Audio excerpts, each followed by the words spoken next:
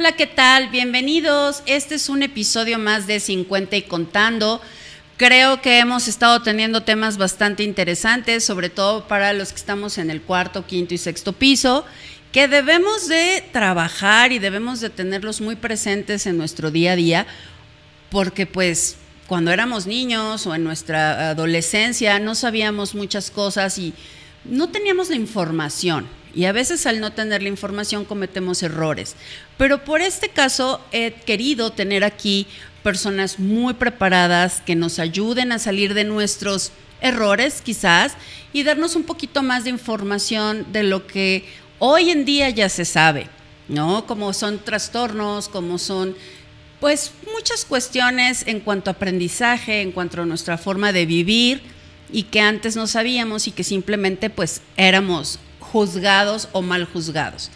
El día de hoy tengo una invitada que de verdad me encanta su plática, me encanta esa ternura con la que dice las cosas, me gusta mucho y sobre todo este tema que vamos a tratar que me parece un poco delicado.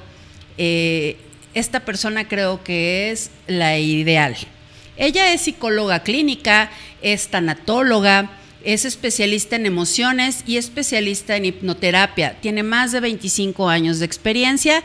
Ella es la psicoterapeuta Esbeydi Aguilar. Esbeydi, mucho gusto en tenerte aquí. Muchas gracias por la invitación. Qué bueno que te tenemos aquí. Quisiera tocar contigo un tema que está de moda y que no sabemos bien a grandes, o sea, como más bien sabemos a grandes rasgos lo que es, pero nunca nos metemos a investigar y entonces tachamos a todo mundo de narcisista. Así es. Sí, o sea, sí. Nada más porque nos gustó el término y porque está de moda, lo decimos, pero realmente no sabemos lo que es, ¿no? Ni tampoco sabemos si realmente estamos viviendo con una persona así o si realmente estamos criando a nuestros hijos de esa manera. Okay. Entonces, ¿nos podría sacar un poquito de nuestro error y decirnos qué es el narcisismo o qué es una persona narcisista?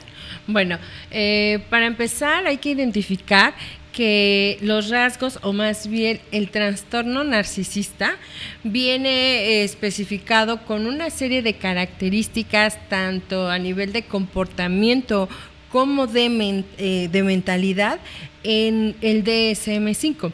El DSM-5 es un libro en donde se hace una clasificación de varios trastornos psiquiátricos mentales para poder identificar todos estos rasgos. Okay. Ahora, ahí viene infinidad de cuestiones, pensamientos, conductas, actitudes, etcétera, para poder identificar a un narcisista.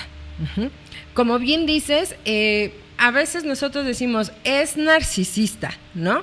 Y pareciera que sí, efectivamente, encaja con muchas características que puede tener una persona con la cual estamos a lo mejor tratando, conviviendo, teniendo una relación, pero no precisamente tiene un trastorno como tal. Entonces, hay que identificar que hay personas que pueden tener rasgos narcisistas, pero no precisamente que sea un trastorno narcisista.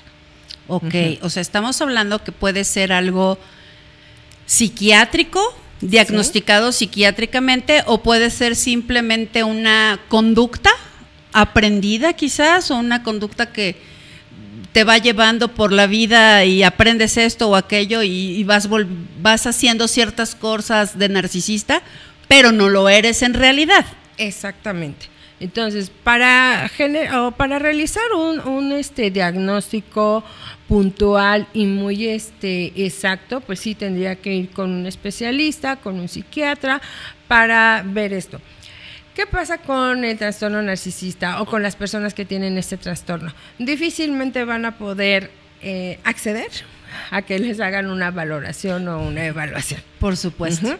Pero podemos irlos identificando, o más bien quienes los identifican son las personas que están conviviendo con estos personajes, ¿no? Okay. Ahora, por otro lado, a lo mejor yo puedo tener una pareja, una hermana, un papá, una mamá, hasta una amistad con ciertos rasgos, pero que no de alguna forma ¿cómo puedo decirte?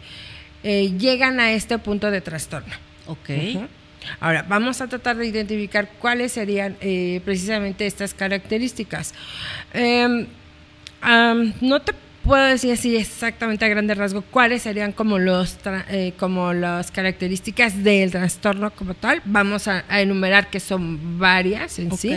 Por ejemplo, son personas muy desafiantes, son personas autoritarias, manipuladoras, engañadoras, que quieren tener siempre el control de las cosas, van a querer tener siempre también la autoridad, la fuerza y el poder sobre alguien más.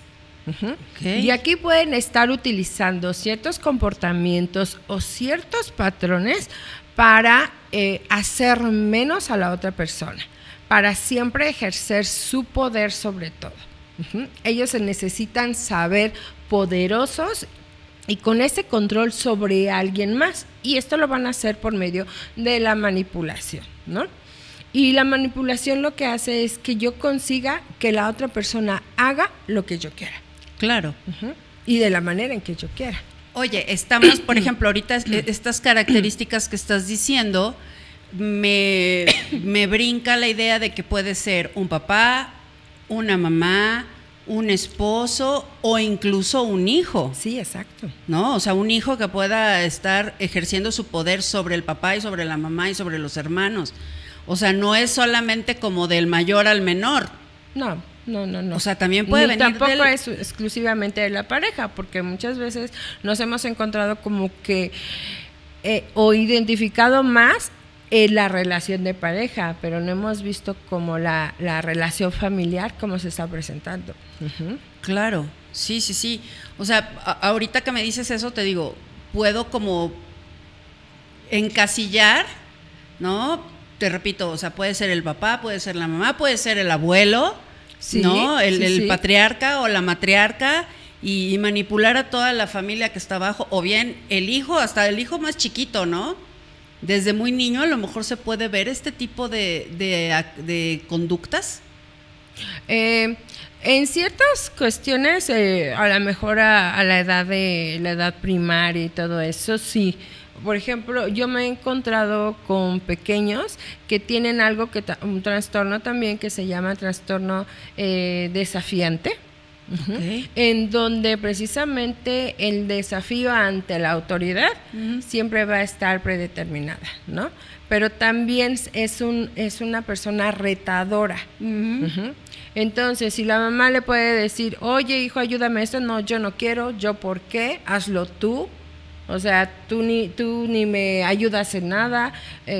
Y a veces en algunos, ¿cómo te diré?, características o en unos puntos un poquito más fuertes, ¿no? Más elevado, con cierta agresión verbal, sobre todo psicológica. Podría decirte, por ejemplo, tú no vales nada, tú no eres nadie para mandarme, cosas por el estilo, que pueden estarse reflejando a lo mejor entre la edad, sobre todo entre la edad primaria y la adolescencia. Oye, pero por ejemplo, si yo ya veo que un niño, o que por ejemplo, vamos a poner, mi hijo tiene esta actitud desafiante, te empieza a maltratar verbalmente y psicológicamente, esta persona cuando crece, se me ocurre que tenga muchos problemas en el trabajo, sobre todo por cuestiones de autoridad. Sí, claro. ¿No? O sea, va a ser esa persona que nunca esté de acuerdo con el jefe, que siempre se le ponga el brinco, que lo corran por, no sé, insurrecto, cuestiones así, ¿no? O sea, puedes llegar a tener ese tipo de problemas en el trabajo. Sí, probablemente los va a tener, pero también hay que ver que una persona, por ejemplo, narcisista, no nada más se determina en esta parte del, ¿cómo se llama?, desafiante, ¿no? El narcisista tiene las herramientas, la habilidad y la astucia para poder envolver a una persona y que haga lo que quiera. Claro. Entonces, si diferenciamos un poquito esta parte, sí, un desafiante a lo mejor va a tener complicaciones y va a tener que adaptarse o aprender a adaptarse a las circunstancias. Pero un narcisista puede ser muchísimo más astuto, puede ser mucho más ingenioso, puede mover, te digo, todo mentalmente a su favor. Estamos hablando que estas personas deben de tener un coeficiente intelectual bastante alto. Sí. Para poder hacer todas esas cuestiones. Sí. Sí, ¿no? Porque para manipular, para tratar de, como dices tú, envolver tanto, por ejemplo, ya sea en la familia, en el trabajo, en el colegio, demás, o sea, se me ocurren estos adolescentes en la escuela preparatoria que son los que envuelven a todos y manipulan a todos los alumnos para hacer alguna travesura o para hacerle bullying a otra persona, ¿no? O sea, ya afecta en ese tipo de cuestiones sociales. Sí, obviamente siempre van a tener esta inteligencia por arriba de lo regular o de lo normal, digamos, porque tiene toda esta habilidad, esta intelectualidad, imaginación, comprensión, habilidad, te digo, para mover toda esta parte, ¿no? Fíjate que yo siempre he creído que cuando hay estas personas con estos cerebros privilegiados, con un coeficiente intelectual alto, llamémoslo neurotípico o neurodivergente, yo creo que siempre los papás tenemos que estar ahí muy preparados y muy atentos para guiarlos hacia el bien, ¿no? Pero, como decía yo al principio del programa, a veces no tenemos la información y entonces estos cerebros se van por el lado del mal, ¿no? Y es lo que ahora vemos con tanta violencia y con tantas cosas que dices, oye, el autor intelectual está muy cañón, ¿cómo lo hizo? Es un gran estratega, porque no tuvieron a los papás que los supieron guiar. ¿Sabes qué creo que pasa últimamente? Que hay muchos padres ausentes. Sí. Sí, claro. O sea, por la dinámica familiar, por las circunstancias, por los trabajos, hay muchos padres ausentes. Y ahorita con las redes sociales tenemos muchísima influencia en donde precisamente por esa ausencia no se está supervisando el contenido que están viendo desde los niños hasta los adolescentes. Entonces, hay mucha información, pero cada quien lo va a adaptar y lo va a interpretar de acuerdo a sus circunstancias, ¿no? Ahora, esta parte del narcisismo tiene que ver mucho con la crianza. Y vamos a hablar, por ejemplo, un poquito de la cuestión de los apegos. ¿Por qué? Para que nosotros tengamos una crianza sana, debemos de tener un apego sano. ¿En qué consiste esto? En que los niños se sientan realmente, ¿cómo te diré?, protegidos, cuidados, valorados, atendidos, independientemente del tiempo que se les dedique. Entonces, cuando yo me siento, pues que mamá a lo mejor llega, trabaja, pero o papá, ¿no? Y llega, oye, ¿cómo te fue? ¿Qué hiciste? A ver, revisó tu tarea. ¿Cómo te sentiste? Esta cuestión emocional es muy importante, ¿no? A veces nos enfocamos nada más a las conductas, a los comportamientos, a los resultados escolares y no sabemos cómo se está sintiendo nuestro hijo, si le está pasando algo en la escuela, si necesita que yo lo cobije o si necesita que yo lo escuche en alguna circunstancia que esté viviendo. Entonces, esto se genera cuando hay una buena contención dentro del núcleo familiar. Mis progenitores me están dando esta atención y esta protección y esta seguridad de que sé que puedo ir con mamá, con papá para protegerme, ¿no? Para cuidarme. Claro. Pero también esto no quiere decir que tengamos que caer en una sobreprotección, porque entonces ya no es un apego seguro. Entonces, los otros dos tipos de apegos, bueno, hay un tercero, es el apego evitativo. ¿Quieres platicarnos un poquito de esto? El apego evitativo es toda aquella circunstancia en donde yo voy a salir o voy a escapar de sentirme, ¿cómo te diré?, con dolor con ciertas circunstancias que me incomodan, nunca me voy a enfrentar ni siquiera a mis propias emociones para poderlas entender. ¿Cómo se da el apego evitativo? Pues precisamente con papás ausentes que llegaron, haz lo que tú quieras, a lo mejor muy permisibles, a lo mejor también en donde no haya mucha atención ni mucha comunicación con los hijos, ¿no? Fíjate que ahorita que tocas este tema, pensando en que, bueno, estamos hablando que en nuestro programa hablamos de personas, nuestro auditorio es de personas de 40, 50 y 60 años. Entonces, crecimos en un círculo familiar donde nuestras emociones no importaban. No, claro. Porque lo digo yo, ¿no? Los hombres no lloran. ¿Y por qué? Porque ellos traían esa educación también. No podemos culpar a nuestros padres al 100% porque ellos fueron educados así. Pero yo creo que nosotros somos esa generación donde ya tenemos la información, donde ya tenemos las suficientes herramientas para no cometer los mismos errores con nuestros hijos. Y creo que pues ya es más el porcentaje de papás que estamos viendo por las emociones de nuestros hijos que los que no. Aunque como dices, ¿no? Trabajemos, estemos fuera todo el día, pero pues no nos quita nada, como dices, ¿no? Llegar y decirles, ¿cómo te sentiste? ¿Qué pasó hoy?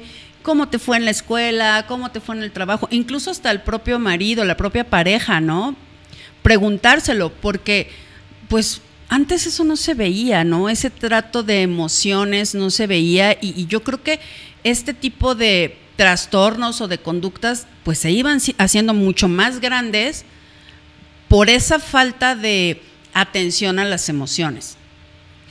Pero te repito, era la educación. Sí, exactamente, y creo que era también un estilo, y culturalmente hablando, pues venimos de un país y de una cultura muy machista, ¿no? Demasiado, sí. Entonces, esto aunado a la falta de atención, pues obviamente se va a percatar de esto. Ahora, como dices, sí tenemos la información, sin embargo, lo que yo me he dado cuenta muchas veces en terapia es que las personas, por ejemplo, que estamos en este lapso de tiempo, en estas edades, muchas veces se resisten a adquirir nuevas herramientas, a tener o a tomar en cuenta estas nueva información para poderlo hacer diferente, ¿no? Entonces, habrá, pues no podría decirte así como en porcentajes qué tanto, pero habrá algunas, yo creo que la gran mayoría le cuesta o le está costando mucho trabajo cambiar toda esta ideología y esta forma de educar o de reeducar, pues a lo mejor ya no a los hijos, ya tendrán hijos como adolescentes, ¿no? Sí, y ya los errores ya los cometieron. Y ya los cometieron, exacto. O hijos, pues ya adultos, a lo mejor ya están casados, ya con otros, con nietos y todo, ¿no? Pero los que vienen detrás de nosotros, a lo mejor sí podríamos empezar a tener esta parte. Sí. Ahora, probablemente, como en muchas otras circunstancias o como en muchas otras características, pues a lo mejor esto ya venía pasando. Sin embargo, lo veíamos de una forma tan natural. Claro, lo normalizábamos. Exactamente. Que pues pasaba desapercibido, ¿no? En alguna ocasión leí una publicación que decía, pues es que antes no había TDA, y antes no había Burn, y antes no había Asperger, ¿no? Y antes no había muchas otras cuestiones que están saliendo, pero porque no, ¿cómo se llama? Pues sí, no se veía o no lo veíamos o pasaba desapercibido. O no se sabía. Sí, también no se sabía. Ahora, también creo que estamos en un proceso de evolución y que a lo mejor aunque digamos que lo más común que nosotros podíamos ver era un síndrome de Down y que ahora haya muchas otras clasificaciones, es porque también genéticamente estamos evolucionando. Sí. Y así como hay mejorías en unas cosas, hay deficiencias, por así decirlo, en otras. Sí, Sí, sí, sí, tienes toda la razón. Yo siempre les comento a mis invitados que, bueno, yo tengo un hermano con síndrome de Down. Entonces, pues a mí me tocó crecer con esta apertura y con esta inclusión, porque pues para mí siempre fue o siempre ha sido un hermano normal, ¿no? Y me tocó aprender que así como yo lo tratara, lo iban a tratar los demás, ¿no? Entonces, si yo lo trataba como el niño enfermo, como el niño malito y lo escondía, pues así lo iban a tratar los demás. Sin embargo, pues para mí siempre fue normal y creció conmigo, con los amigos, aprendió conmigo a andar en bicicleta, a bailar, la música, a nadar, todo, ¿no? O sea, crecimos juntos como un hermano normal. Obviamente él con sus limitantes, pero limitantes que yo le veía, porque él no las ve. No. Él no, o sea, para él todo es normal. Exacto. Sin embargo, dentro de como dices tú, dentro de una crianza y dentro de un núcleo familiar, vivir con esta persona narcisista, pues sí le afecta tanto a una persona especial como a una persona con déficit de atención e hiperactividad como lo soy yo, porque esto que dices, ¿no? La manipulación, el poder, el porque lo digo yo, el se hace lo que yo digo en esta casa, y entonces regresamos a esas familias de los 50 donde cuando el papá llegaba y se sentaba en la cabeza de la mesa, todo el mundo tenía que estar ahí calladito y sin decir nada, sin come bien, siéntate bien, las mujeres no salen después de tal hora, se visten de tal manera. Y es increíble que a estas alturas de nuestra vida o de cómo está corriendo la vida a nuestro alrededor, siga habiendo personas así. Porque, sí, por supuesto. Porque sí hay ese marido que no deja salir a la esposa con una minifalda, o el novio, ¿no? de una niña muy jovencita de 15, 16 años que le empieza a manipular.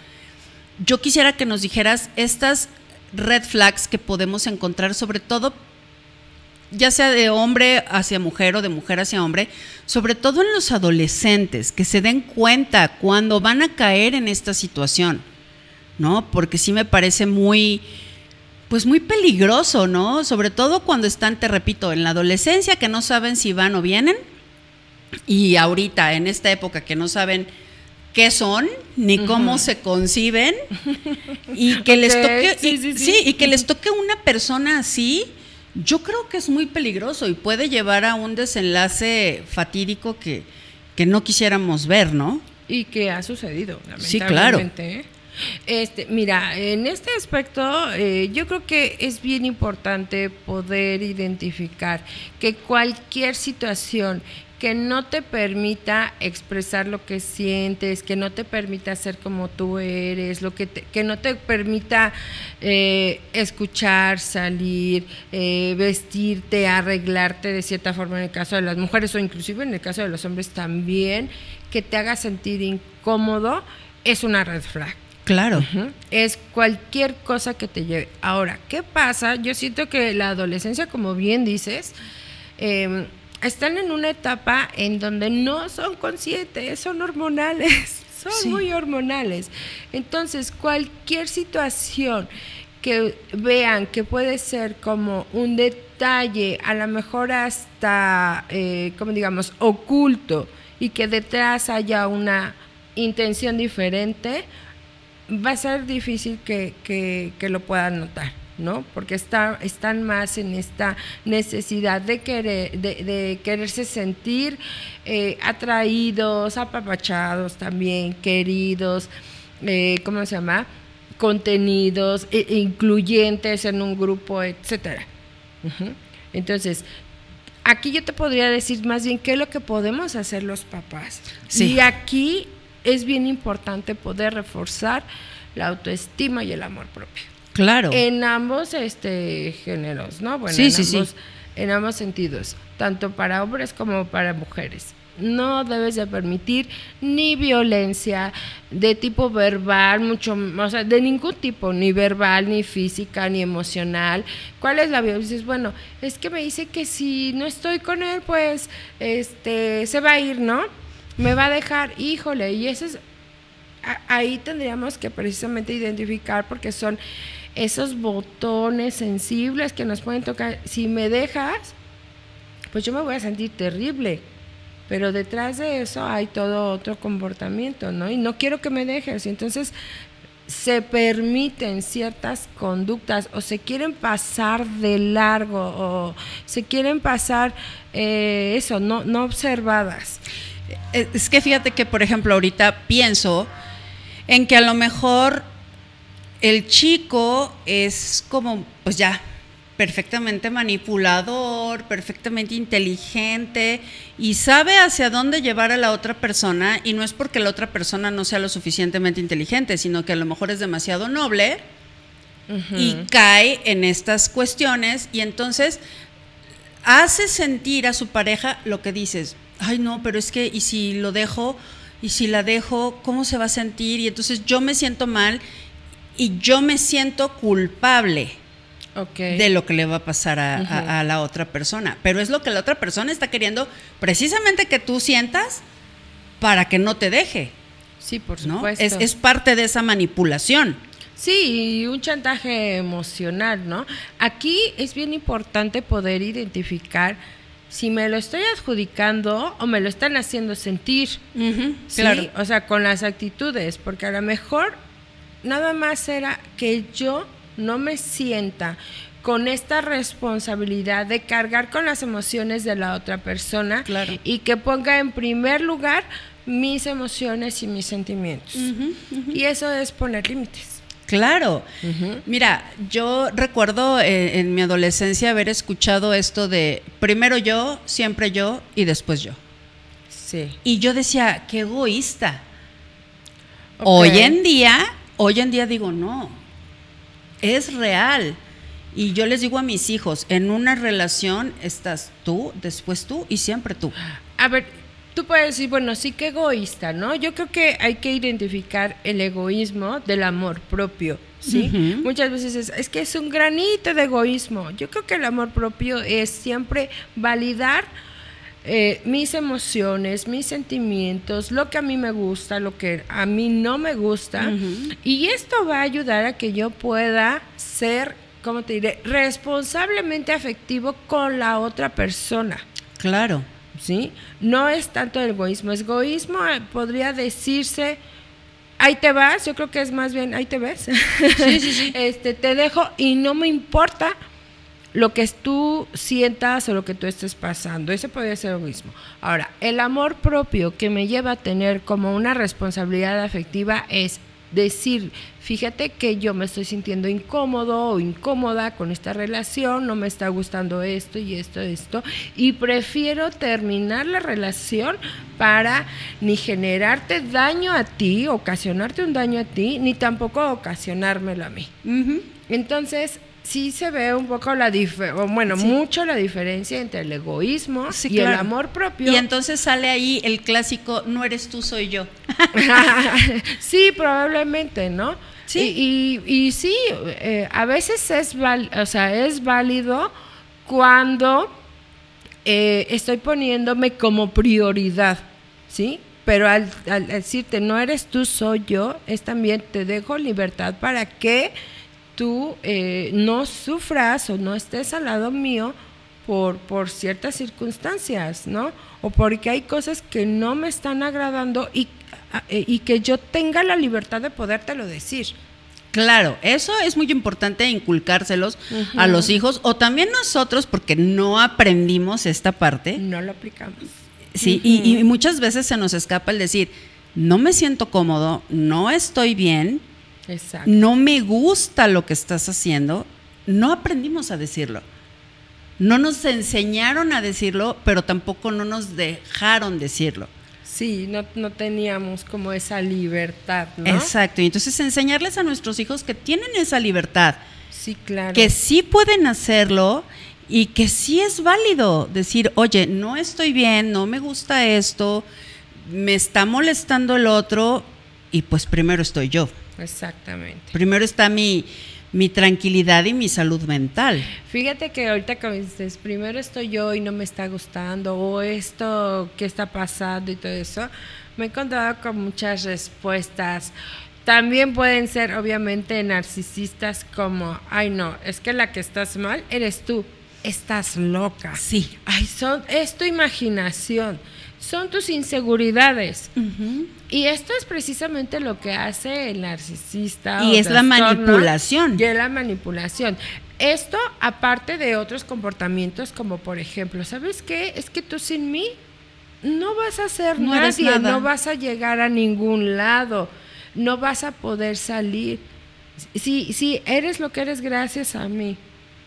Y es una manera de desvalorizarte, uh-huh, para hacerte sentir la más mínima cosa. Claro. Entonces también hay que poder identificar este tipo de comportamientos en donde ya te están diciendo que tú eres la loca, que tú eres la que te imaginas todo, que esto, en vez de tener una respuesta, decir, a ver, vamos a aclarar, no me gusta que te sientas incómoda, a lo mejor no está sucediendo esto, pero hay ciertos comportamientos que yo estoy teniendo que a ti te hacen suponer esto. Uh-huh. Uh-huh. En vez de una reacción o de un comportamiento, una respuesta en donde te digo, te dejan toda la responsabilidad de decir, ay no, la que estás mal eres tú, la que está loca y te hacen sentir mal y te hacen sentir menos, sí, claro. y entonces ya quedaste, uh-huh, pisoteada. Oye, pues esta plática yo creo que nos deja como aprendizaje el primero amarnos a nosotros mismos y, uh-huh, enseñar a nuestros hijos a que se amen a ellos, sí, mismos. Por supuesto. Yo creo que esa es nuestra mejor herramienta contra un narcisista, porque ya vimos que son capaces de muchas cosas y de manipularnos y de decirnos y de hacernos, pero si nosotros no estamos bien fuertes, caemos. Fíjate que esto que tú estás mencionando es muy importante, porque obviamente un narcisista va a tener precisamente este poder cuando se encuentra con una persona que no tiene una autoestima elevada, que no tiene un fuerte amor propio o un reforzamiento de este amor propio, que no es segura de sí misma. Uh-huh. Y ahí es donde atacan. Exactamente. Entonces, como dicen que hay una frase que dice, creo que el valiente vive hasta que el cobarde. No, el cobarde vive. No, el valiente vive hasta que el cobarde quiere. Claro. Entonces, cuando tú tienes tantos temores contigo mismo, cuando tienes tantas inseguridades, pues obviamente dices, no, yo no puedo con esta persona, me quedo, le creo además todo lo que me está diciendo, ¿no? Porque además no tengo a dónde ir. Y que no soy suficiente. Nadie más no me va a amar. Esto, y que él es la única persona que puede estar conmigo, que además es mi rescatador, nadie es rescatador de nadie. Y entonces, pues prefiero quedarme como en esta parte, porque también va a generar un miedo salir de esta situación, ¿no? Dices, a veces puede ser como incongruente. Claro, ¿no? Sí, pero te atrapan de tal manera, sí, que hasta miedo te da despegarte de esa persona, porque ya te tiene tan estudiado, tan manipulado, ajá, que ya te da miedo despegarte. Es como yo siempre tengo esta frase de, mientras más lejos llegue el tren, más caro va a ser el regreso.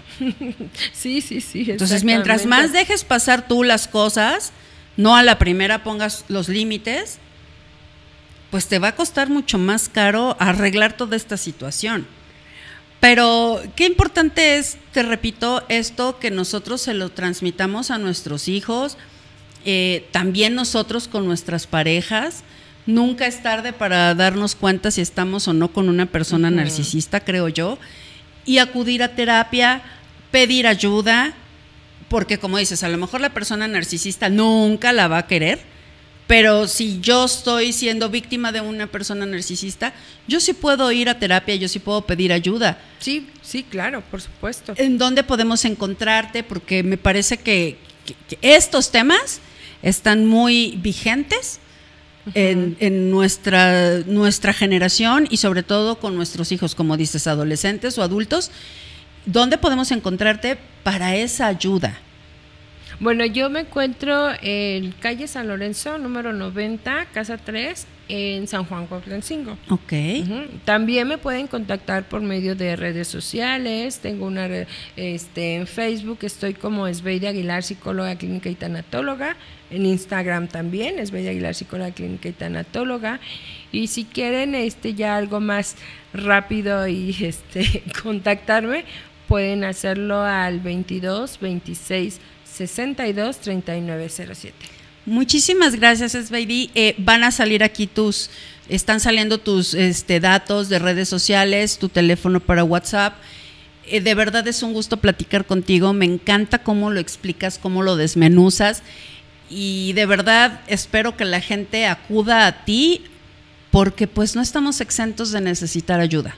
Sí, siempre es válido. Creo que en la actualidad es, como dicen, la canasta básica, ¿no? Para nuestra salud mental y emocional, ¿no? Exacto. Pues muchísimas gracias por esta plática. Me encantó estar contigo y bueno, me despido, les dejo de tarea que reflexionen todo esto, sobre todo nosotros que estamos pues todavía en este proceso de criar a nuestros hijos. Ya no tenemos el pretexto de no tener la información, ya no tenemos el pretexto de no tener ayuda, sabemos con quiénes podemos acudir y pues esto es 50 y contando, los espero en la próxima. Muchas gracias por estar aquí, no olviden dar like, seguir y compartir. Muchísimas gracias.